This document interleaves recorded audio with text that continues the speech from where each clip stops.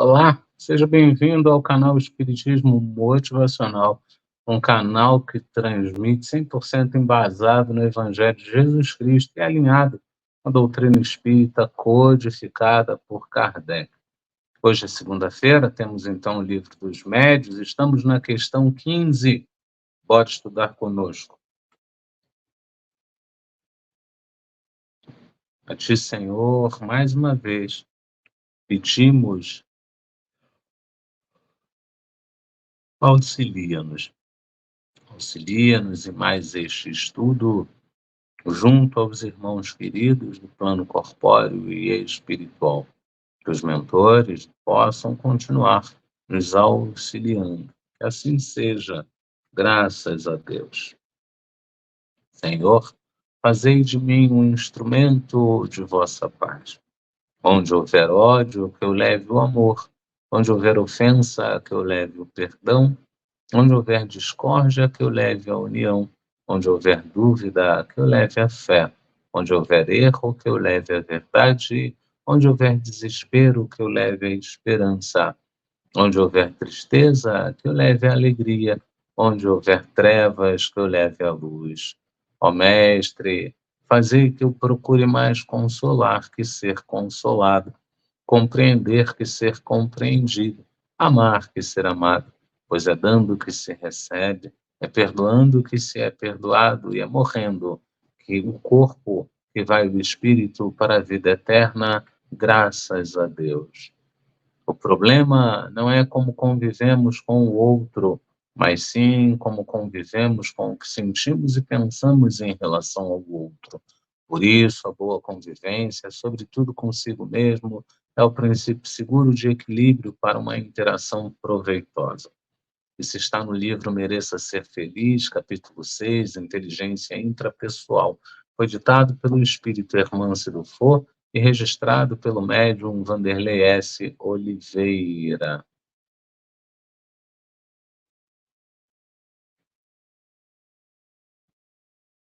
E assim nós começamos com o nosso Leitura da Vez. No Leitura da Vez, nós estamos lendo o livro Momentos de Saúde. É o livro ditado pelo espírito Joana de Ângeles e registrado pelo médium Divaldo Pereira Franco. De vez em quando há uns brancos assim que a gente não entende, mas que acontecem. Momentos de saúde, a gente está então no capítulo 6. Eu sugiro você que volte. A gente tem feito a leitura sempre às segundas-feiras, somente às segundas-feiras. É uma leitura simples aqui, não é uma leitura comentada.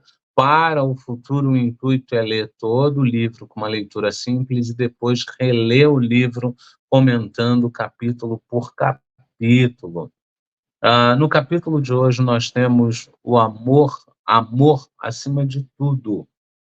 São 16 parágrafos. A Joana começa lá no início, ela coloca algumas frases soltas para embasar o que vem depois. A gente coloca aqui também: o amor divino inunda-me de paz. Sua presença conduz-me ao próximo que passo a amar. Descubro-me em falta para com Deus e para com o meu irmão. Por fim, amo-me e renovo-me pleno, regozijando-me no amor, que é a meta essencial da vida. E aí a gente começa com a leitura propriamente dita. Jesus recomendou que o amor deve ser a pedra angular de todas as construções.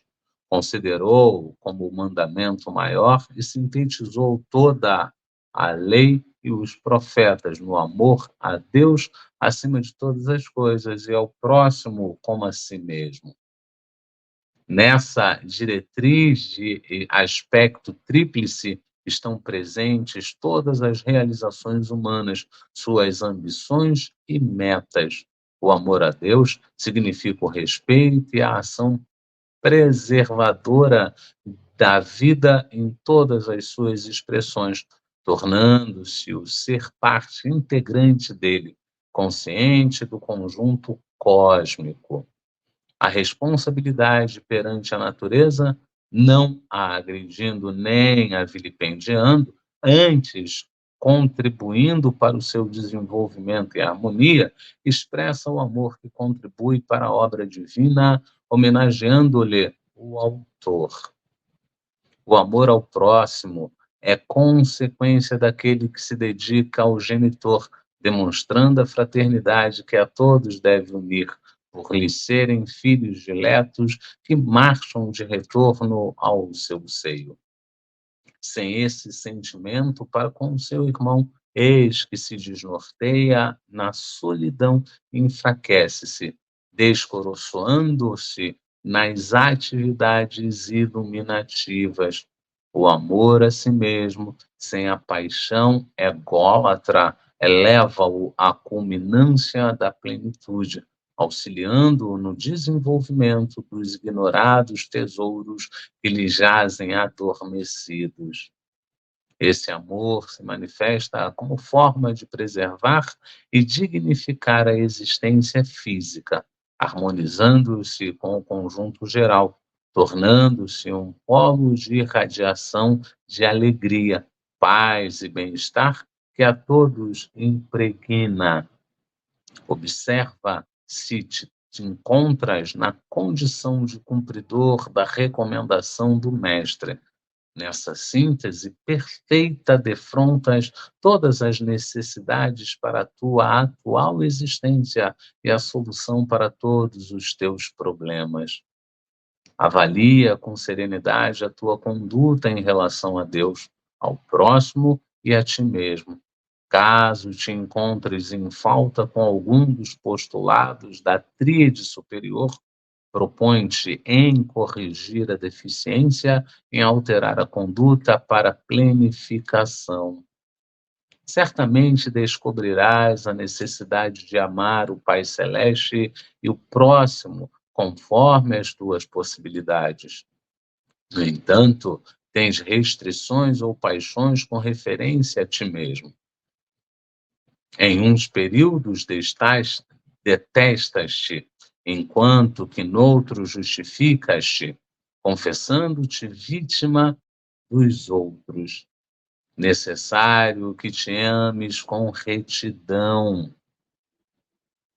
Dedica-te à meditação salutar em torno das tuas deficiências para corrigi-las e dos teus valores para ampliá-los. Usa de severidade sem crueza e de amor sem pieguismo para te colocares em rota de equilíbrio, de crescimento. Amar-se é maneira de aprimorar-se em espírito, em emoção e em corpo, sem nenhum desprezo por qualquer componente do conjunto harmônico que és. Ama-te lutando com tenacidade para te superares cada dia mais, estabelecendo novas diretrizes e alvos promissores que lograrás sendo generoso, ativo e perseverante no bem em relação a ti mesmo. Então, aqui a gente conseguiu mais uma vez ler o capítulo 6, Amor acima de tudo, do livro Momentos de Saúde, ditado pelo espírito Joana de Ângeles e registrado pelo médium Divaldo Pereira Franco. Assim, nós chegamos aos nossos lembretes e lembramos que o canal Espiritismo Motivacional é um canal que trabalha 100% embasado no Evangelho de Jesus Cristo e alinhado com a doutrina espírita codificada por Kardec. Nós temos estudos online, segundas, quartas e sextas, sempre às 19 horas, sempre pelo YouTube. Eventualmente, colocamos os estudos replicados no Facebook, algumas tiras no Instagram e algumas outras tiras nas redes sociais. Infelizmente, a gente não tem conseguido, dado os eventos do final do ano, colocar os estudos lá no Facebook. Mas, assim que nos for possível, nós vamos sim voltar a colocar, voltar a arrumar tudo e voltar a ajustar tudo lá. A gente só lembra, eu estou um pouco perdido aqui, a gente só lembra que, deixa eu voltar para onde eu estava, a gente só lembra que hoje é 25 de dezembro. Nós estamos também confraternizando e esperamos que você esteja confraternizando, esperamos que você esteja tendo um 25 de dezembro pleno. A gente sabe que para muitos 25 de dezembro é só uma data comercial, para outros é uma data de desavença, de desentendimento, de reencontros que nos burilam os humores, que nos burilam os sentimentos, e o que a gente pode dizer nesse momento é vigia e ora.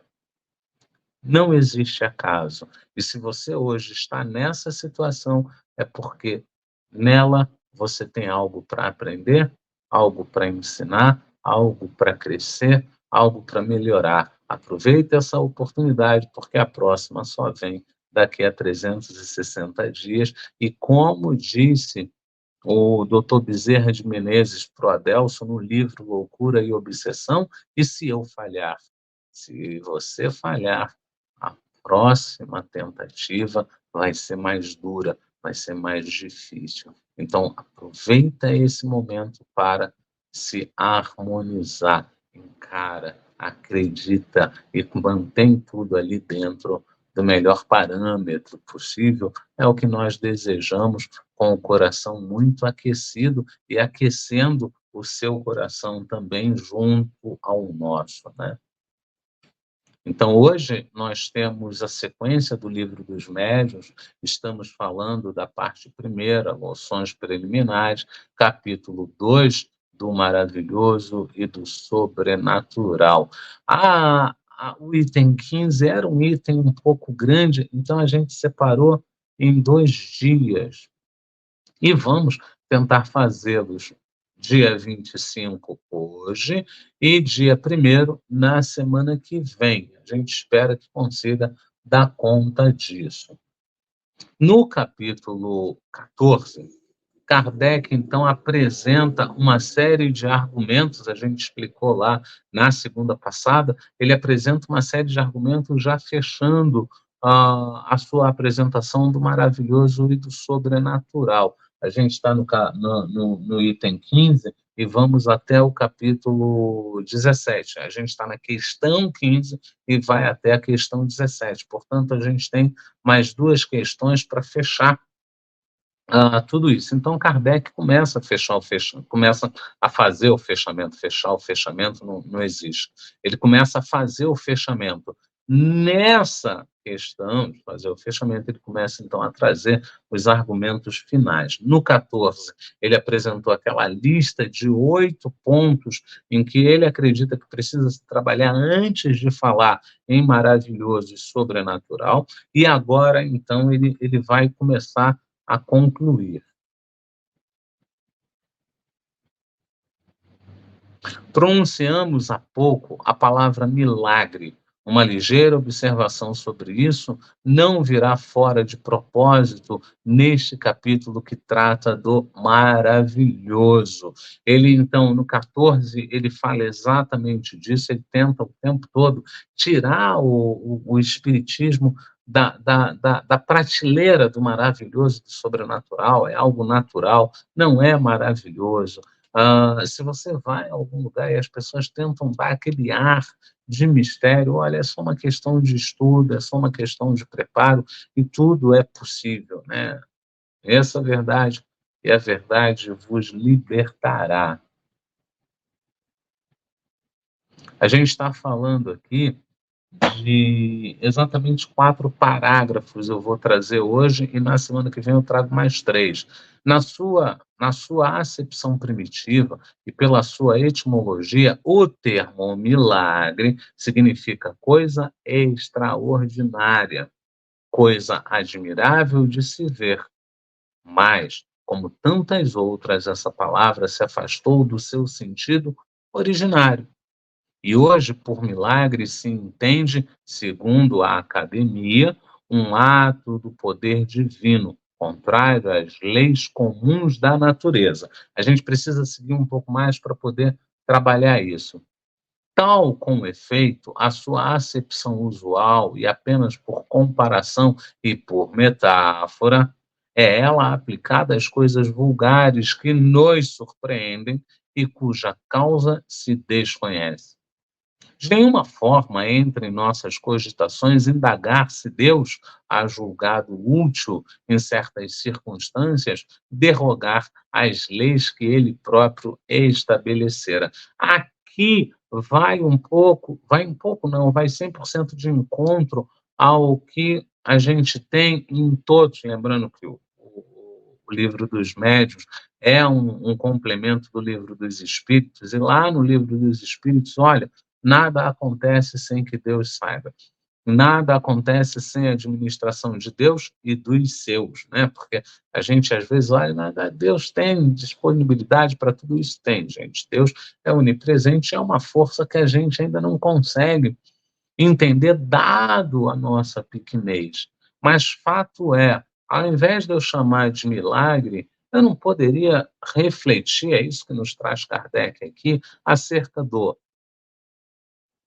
será que isso não é algo que Deus quis? Isso não é algo que Deus delegou, que Deus deixou? E aí a gente segue um pouco mais na leitura para poder ter um pouco mais de ideia acerca disso. Nosso fim é unicamente demonstrar que os fenômenos espíritas, por mais extraordinários que sejam, que pareçam e que se apresentem, de maneira alguma derrogam essas leis, que nenhum caráter tem de miraculosos. Do mesmo modo que não são maravilhosos ou sobrenaturais. E aqui Kardec deixa muito claro, e quando a gente quer olhar a coisa ali, preto no branco, bonitinho, como funciona, a gente vai ver que não é nada de extraordinário, não é nada de maravilhoso, não é nada de sobrenatural, muito pelo contrário, está muito dentro do natural, está muito dentro do comum. Aderlei, por que não é comum a todos? É. Porque só o Espiritismo fala de Espiritismo? Porque o Espiritismo resolveu dar nome, resolveu dar sequência, resolveu estudar a questão, mas em todas as outras religiões, de uma maneira direta ou indireta, eu vou ter a intervenção, eu vou ter a colaboração, eu vou ter o auxílio dos espíritos. Quando a gente chega em determinadas religiões, diz, olha, ele recebeu o Espírito Santo, isso é mediunidade. Quando a gente chega e diz, olha, que o santo tal me ajude, eu vou pagar essa promessa para o santo tal, eu estou falando com o espírito, porque o santo já foi. Se o santo já foi, ele é espírito. E se o santo lá atende aos meus pedidos aqui, existe vida após a morte. É uma questão de eu começar a parar e pensar, é uma questão de eu começar a raciocinar.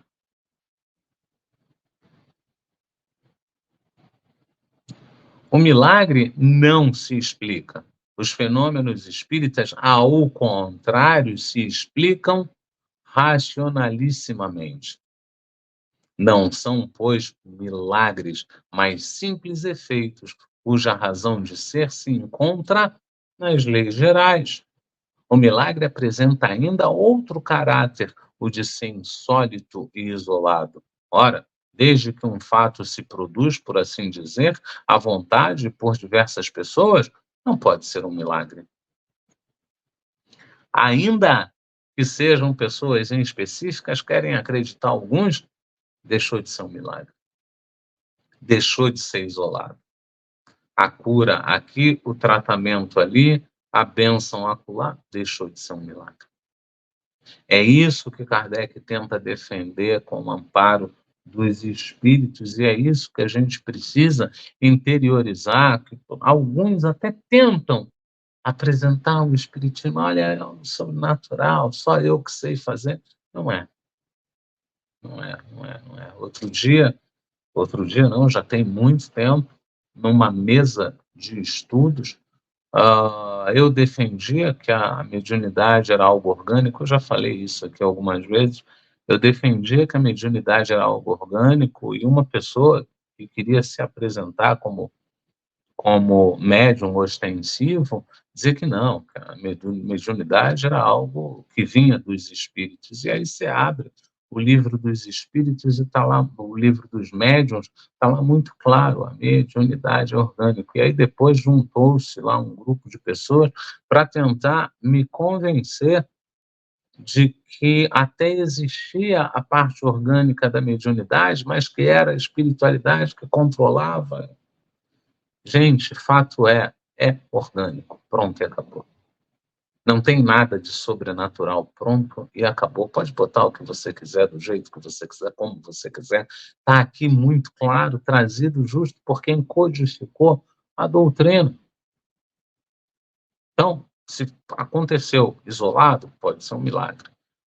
Eu não consigo entender, eu posso chamar de milagre, mas a partir do momento que eu consigo entender, eu sei como funciona, eu sei quais são os mecanismos, como eles são acionados, como eles são elaborados, como eles trabalham, deixou de ser algo extraordinário, deixou de ser algo sobrenatural. Essa é a defesa de Kardec.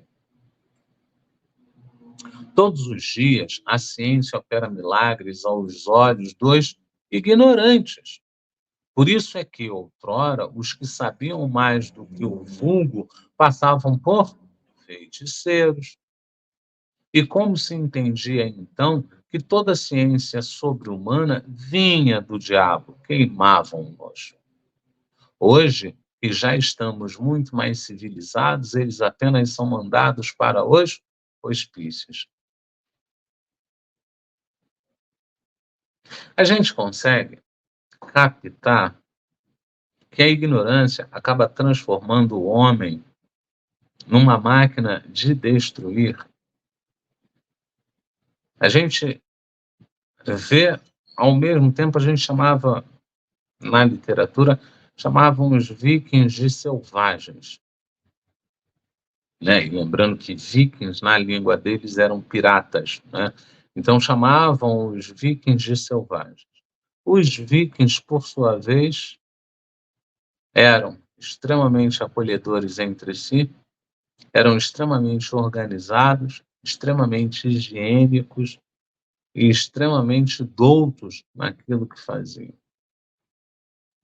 Os vikings acreditavam que só era outro viking aquele que nascia com os cabelos loiros. Aí você diz, mas Aderlei, então eles matavam os que nasciam com cabelo escuro? Não, eles desenvolveram uma química para pintar, para acolher aquele, para ele não ser diferente entre os outros.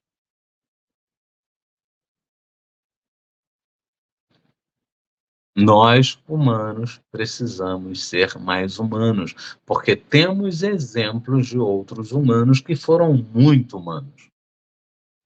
E temos exemplos de outros humanos que foram extremamente desumanos. Então a gente precisa entender um pouco mais, levar isso um pouco mais para o nosso entendimento, para o nosso querer, para o nosso saber.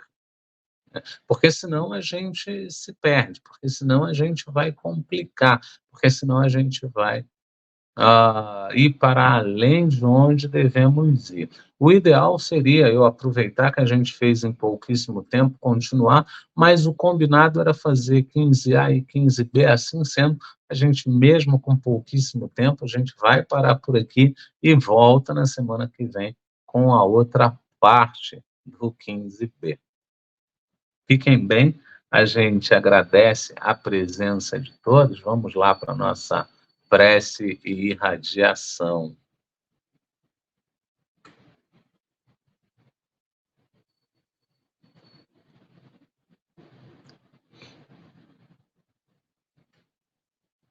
Deus, nosso Pai, que sois todo poder e bondade, dai a força àquele que passa pela provação, dai a luz àquele que passa, àquele que procura a verdade. Ponde no coração do homem a compaixão e a caridade.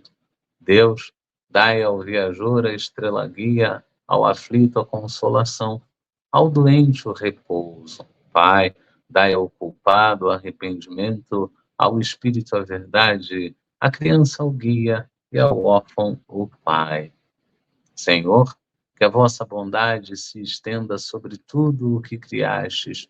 Piedade, Senhor, para aquele que vos não conhece, esperança para aquele que sofre.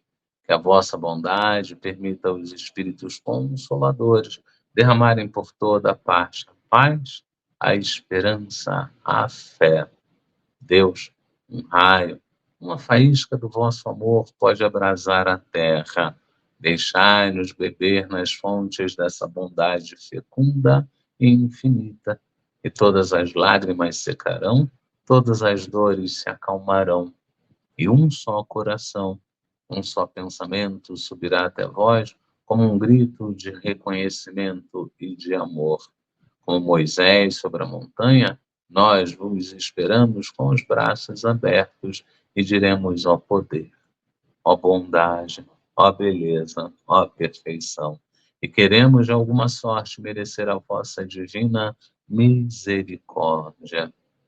Deus, dai-nos a força para ajudar o progresso, a fim de subirmos até vós. Dai-nos a caridade pura, dai-nos a fé e a razão. Dai-nos a simplicidade que fará de nossas almas o espelho onde se refletirá a vossa divina e santa imagem. Que assim seja. Graças, graças, graças a Deus.